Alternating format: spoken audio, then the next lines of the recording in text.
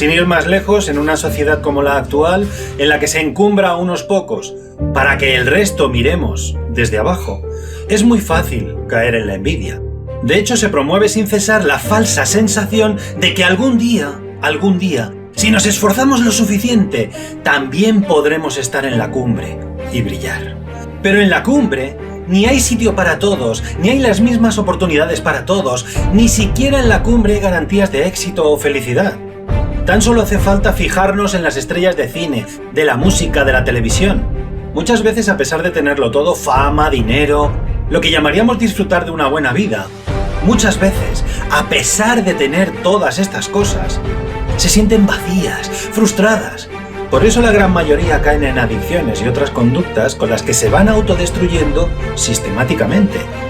Así que por un lado tenemos la constante exposición que se hace del triunfo de los demás, lo que ayuda a desarrollar en nosotros envidia hacia este tipo de vidas, y por otro lado tenemos la envidia de estar por casa.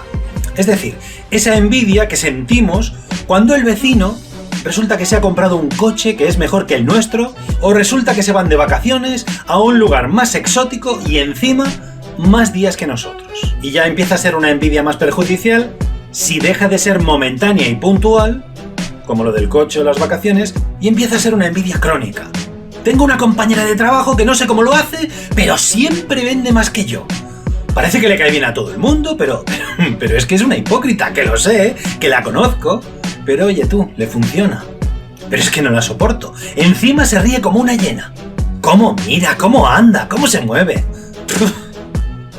Y este tipo de envidia de estar por casa es peor que la otra, porque a una estrella de cine, pues sí, te gustaría disfrutar de algunas de las cosas de las que ellos disfrutan, pero vamos, eso no te quita el sueño. Lo vemos como algo lejano, que sí, que está allí, que brilla mucho, pero al fin y al cabo, siendo realistas, todos sabemos que nuestra vida no tiene nada que ver con una Jennifer López o con un Leonardo DiCaprio. Así que esta envidia es una envidia que no nos afecta mucho en nuestro día a día. Lo que sí puede afectarnos es el hecho de que estamos siendo bombardeados constantemente, 24/7, con el escaparate de este tipo de vidas. En la televisión y en las redes sociales se fomenta sin parar que esta gente ha alcanzado algo que tú jamás podrás lograr conseguir.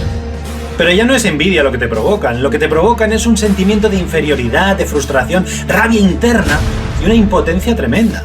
Parece que todos los tontos se hacen famosos, y eso te enerva por dentro. ¿Cómo puede ser que este o que esta esté ganando tantísimo dinero haciendo esa clase de idioteces? Yo que he estudiado, que me lo he currado, que llevo toda la vida luchando, y estos ganan en un día lo mismo que yo gano en todo un mes, o incluso más. Y esto nos hierve la sangre. Por lo tanto, ya no es solo que nos generen sentimientos de envidia, sino la gran cantidad de sentimientos negativos que la acompañan. Claro, esto está hecho así precisamente para que yo, intentando paliar esos sentimientos, trabajemos más, gastemos más y en definitiva sigamos alimentando al monstruo de las galletas.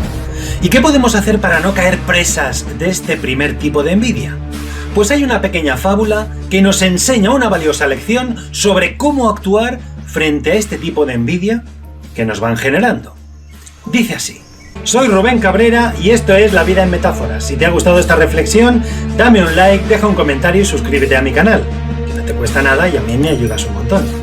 Nos vemos, hasta la próxima.